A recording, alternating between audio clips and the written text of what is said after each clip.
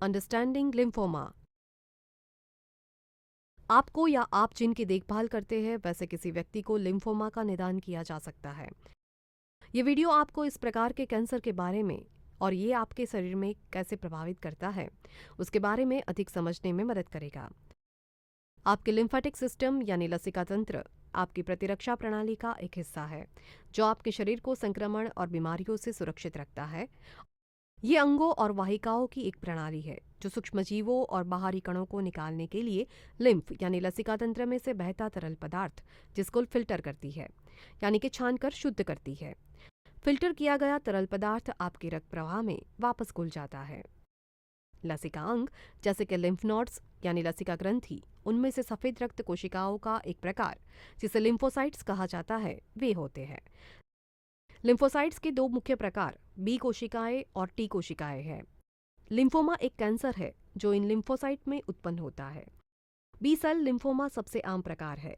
इसमें lymphatic tissue यानी लसिका उत्तंक में लिम्फोसाइट्स असामान्य हो जाते हैं और अधिक असामान्य कोशिकाओं का उत्पादन करते हैं जो ठीक से काम नहीं करती है। लिम्फोमा के दो मुख्य प्रकार हैं, हॉजकिन लिम्फोमा और non Hodgkin lymphoma. Hodgkin lymphoma का सबसे आम प्रकार क्लासिक हॉजकिन लिम्फोमा है। क्लासिक हॉजकिन लिम्फोमा में कैंसर की कोशिकाओं को रीड स्टैनबर्ग कोशिकाएं कहा जाता है और आमतौर पर बी कोशिकाओं का एक असामान्य प्रकार है। ये असामान्य कोशिकाओं लिम्फ नोड्स यानी लसिका ग्रंथि के एक समूह से दूसरे में व्यवस्थित रूप से फैलती है। नॉन हॉजकिन लिम्फोमा आमतौर पर बी कोशिकाओं में उत्पन्न होता है लेकिन ये टी कोशिकाओं में भी उत्पन्न हो सकता है। Non Hodgkin lymphoma lymphatic system यानी लसिका तंत्र के माध्यम से कम व्यवस्थित रूप में फैलता है। लिम्फोमा के लक्षण लिम्फोमा के प्रकार और शरीर में वो किस जगह पर है इसके आधार पर भिन्न होते हैं। कभी कभी लिम्फोमा के कोई लक्षण नहीं होते हैं लेकिन सामान्य तौर पर दोनों प्रकार के लिम्फोमा के लक्षणों में गर्दन, कांख या कमर में स्थित लिम्फ नोड्स यानी लसिका ग्रंथि में सूजन आना, बुखार आना, रात में अचानक पसीना आना, वजन कम होना, खूब थकावट लगना और त्वचा में खुजली आना या त्वचा पर लाल चकत्ते होना शामिल हो सकता है।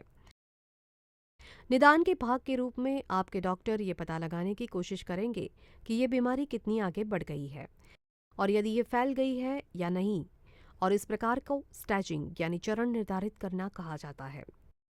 लिम्फोमा के चरण 1 से 4 तक होते हैं और वे लिम्फोमा के प्रकार के आधार पर भिन्न हो सकते हैं। सामान्य तौर पर एक नीचे के चरण का मतलब होता है कि कैंसर कम बड़ा है और एक उच्च चरण का मतलब होता है कि कैंसर ज्यादा बड़ा है। लिम्फोमा का कारण ज्ञात नहीं हो सका है लेकिन कुछ चीजें हैं जो आपके जोखिम को बढ़ा सकती है, जिनमें शामिल है बूढ़ा होना, लेकिन छोटी युवा का होना या भी कुछ प्रकार के लिम्फोमा के लिए जोखिम कारक है। ह्यूमन इम्यूनोडेफिशिएंसी वायरस यानी मानव प्रतिरक्षा वायरस यानी कि HIV या एप्स्टीन बार वायरस जैसे विशिष्ट वायरस से संक्रमित होना, प्रतिरक्षा प्रणाली कमजोर हो जाना और लिम्फोमा का पारिवारिक इतिहास होना। जैसे जैसे आप लिम्फोमा के निदान को स्वीकार करके उसे नियंत्रित करने लगते हैं उस समय आप अपने डॉक्टर्स और अपनी कैंसर देखभाल टीम से बात करना जारी रखेंगे।